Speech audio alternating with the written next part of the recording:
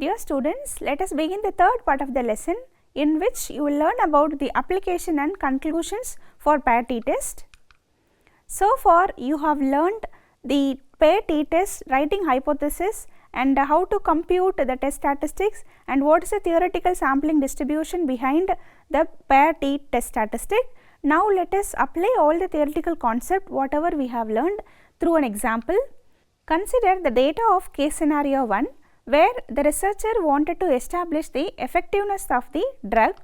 So, this is the data where you have 10 patients. For those 10 patients, we had a pre-measurement before the drug, what is their diastolic blood pressure, and after the drug, after 2 weeks, what is their diastolic blood pressure. So, let us consider the alternative hypothesis for this. So, the null hypothesis we already stated. So, for the calculation sake, I am just recalling that the alternative hypothesis delta is more than 0. So, here we have found out what is the difference, that is 96 and 75, 21. So, 95 minus 79, we have got 16. Like that, we are going to find all the 10 differences which is obtained by subtracting after measurement from the before measurement. So, what are the ingredients for the pair t-test is d bar. D bar is nothing but the mean of the differences what you have computed so far. So, the mean of all this observation is 15.4. So, the population difference is nothing but 0, because in the null hypothesis we have assumed our delta is equal to 0, and root n is the square root of 10 is 3.16, and the standard deviation of these differences is 4.65. So, coming to the test statistic computation, t is equal to d bar minus delta divided by sd by root n. We are just substituting the values for d bar, delta, sd and root n. Finally, what we get is 10.5.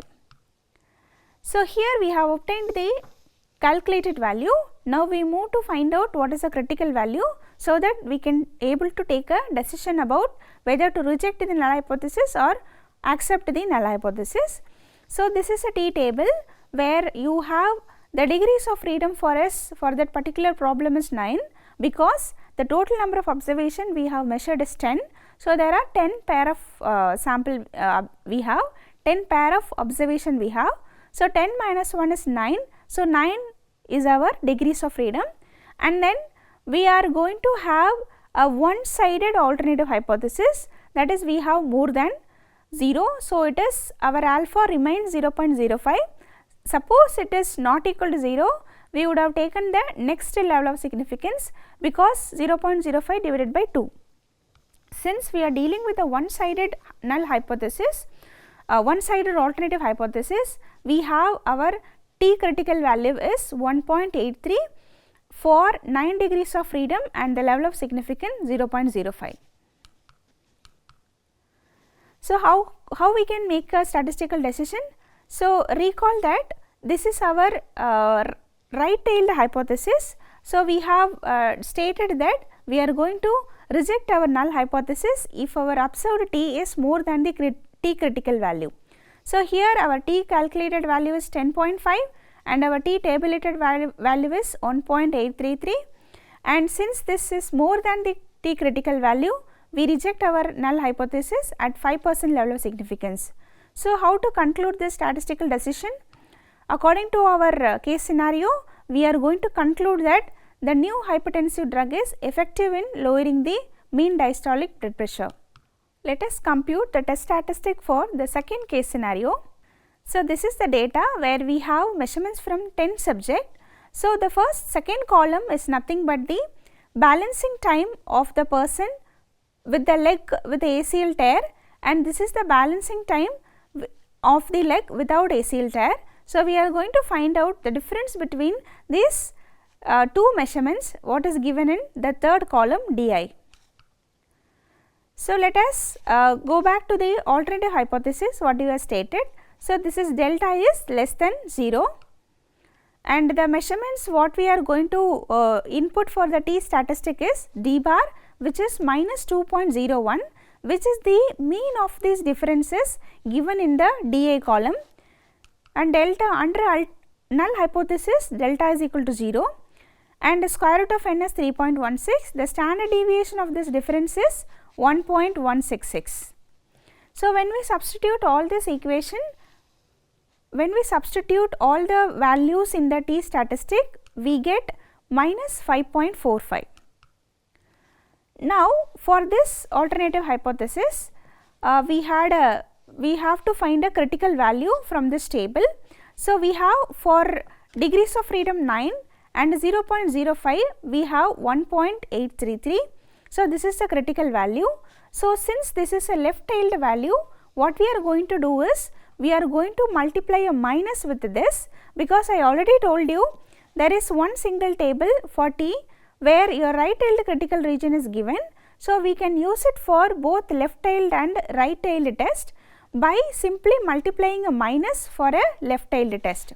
Though your critical value is on the left, the values which is falling on the left side, on the right side are equal, only the difference is you are having a minus sign. So, here you are having a minus sign 1.725, on the right side you have exactly plus 1.725, because t distribution is symmetric about 0.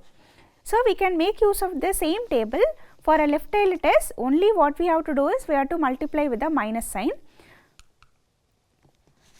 Now, let us look at the distribution of t when we have two tailed test. So, when we have two tailed, here you have minus 2, here you have plus 2. So, this is what I said, symmetric about 0. So, the area covered by this curve on the right and on the left is equal. So, that is why we are calling it as t as a symmetric about origin. So, the origin is here 0, it is symmetric about 0. That is, the total area covered by the curve to the right of 0 is equal to the left of 0. Let us discuss how we are going to make a statistical decision and write conclusion for a left tailed test. So, recall that our alternative hypothesis is delta less than 0. So, recall that when you have a left tailed test, if your t calculated value is less than the t critical value, you are going to reject the null hypothesis. So, here your t calculated value is minus 5.45, which is less than the t tabulated value minus 1.833. So, your decision is to reject H naught at 5% level of significance. So, for the particular case scenario, we are going to conclude that the balancing time is less for the legs with ACL tear than without ACL tear. So far, we have discussed performing a paired t-test for a left tail and right tail test. Now, we will move to see how to perform a two-tailed hypothesis. So, let us directly go to the null alternative hypothesis H1 delta not equal to 0. So, assume that if your t test statistic value is minus 5.45, you have to take modulus of this t statistic value for a two-tailed hypothesis. So, here if you take a modulus, you will get 5.45, and the t table value, it is nothing but 2.262. We will go to the next slide and see. So, this is a distribution with the two-tailed where your level of significance is divided equally on both the sides. For example, if your level of significance is 0.05, it is divided as 0.025 and 0.025 on both side tail of the distribution. Now, here your level of significance is being divided. So, we are going to look at 0.025 and our degrees of freedom is 9. So, corresponding to that, the critical value is 2.262. So, here the calculated value, when you see the modulus value of calculated value is more than 2.262, you are going to reject your null hypothesis. So, there is an optional way, there is another way for this. Instead, without taking modulus t, we can use directly, that is without taking modulus, if the t calculated value is more than 2.262 or t is less than minus 2.262, you are going to reject the null hypothesis. Mathematically, taking this modulus of t is similar to these two regions which are shown in the graph. Let us conclude the result based on p-value, because statistical packages uses p-value to decide about the hypothesis to be accepted or rejected. So, this is a figure where it is giving the distribution of t-test, where you have two-tailed represented by the shaded region, which is the critical region. Now let us look at how to find p-value using two-sided hypothesis. Suppose if we have a two-sided hypothesis and our test statistics is going to be a negative number, so we have our p-value calculation as 2 into probability of t n minus 1 is less than t. So here t n minus 1 is representing the distribution of t for our particular sample. So for our particular sample, the t distribution is this. Suppose let us, the degrees of freedom is 9. So this is the distribution of t with the degrees of freedom 9, let us assume.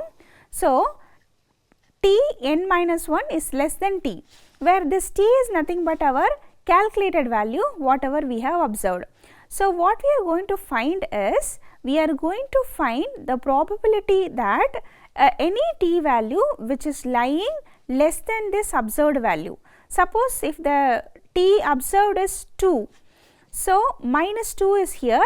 So we are going to find out what is the region to the left of this 2. So that is why we are going to find, since this is a symmetric distribution, whatever area you have on your left side, which will be exactly equal to whatever the area which is on your right hand side. So what we are going to do is, we are going to multiply these two regions by 2. So I have given notationally in probabilistic notation to find the area to the left of this t observed value. Also I have narrated this as a sentence, so that is 2 multiplied by area to the left of the observed t. Suppose this line is what you observed as a t statistic value, the area to the left of this line is this shaded region. So you are going to find out this value separately, and this right side is exactly equal to your left side. So that is why we are multiplying whatever value you have computed for this probability by 2. So we have two equal shaded region, so that is why 2 into area to the left of observed t. Similarly, if you have a t statistic value which happens to be positive, so if t is more than or equal to 0, your p-value calculation will go like this. So it is 2 into probability of t n minus 1 is more than t. So what is the probability that any t value which takes the value more than 2? So this probability is representing the shaded region here. Suppose assume this is your t observed value. So what is the area to the right of the shaded region? So which is nothing but 2 into area to the right of the observed t. So here for finding out this probability, we require the PDF of t distribution. So you no need to worry about that, statistical packages will take care of it. It will directly give you what is the p-value you require to make a conclusion about the null and alternative hypothesis. So let us come to the one-sided hypothesis. Again here in one-sided hypothesis, if you have a left tail, then if your t value is less than 0, your probability value is nothing but area to the left of observed t. Similarly, when you have your t statistic value more than 0, your p value is nothing but area to the right of observed t. As I earlier said, this probability can be computed based on the density function of t distribution, nothing but the integration. So integration is representing this shaded region. So the software package will give you this. So how do you conclude based on p value? If your p value is less than 0.05, you are going to reject your null hypothesis, otherwise you are not going to reject your null hypothesis.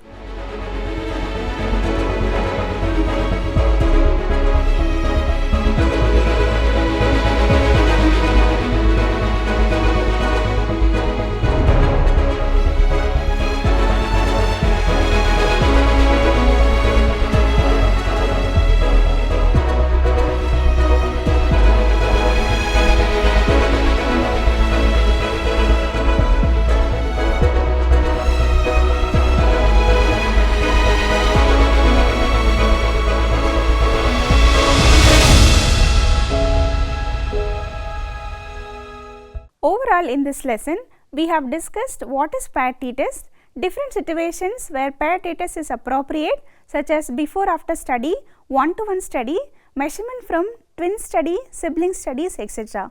Various case scenarios for 3 different situations were discussed.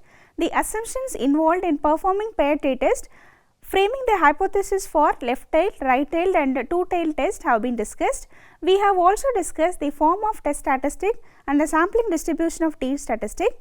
We have discussed the step-by-step procedure to perform paired t-test, statistical decision to reject or accept the null hypothesis, how to compute the p-value and how to interpret based on the p-value approach for paired t-test have been discussed in this lesson. I hope the concepts are clear to you. We have concluded our lesson on assumptions when testing a hypothesis about the difference between two dependent means. Thank you.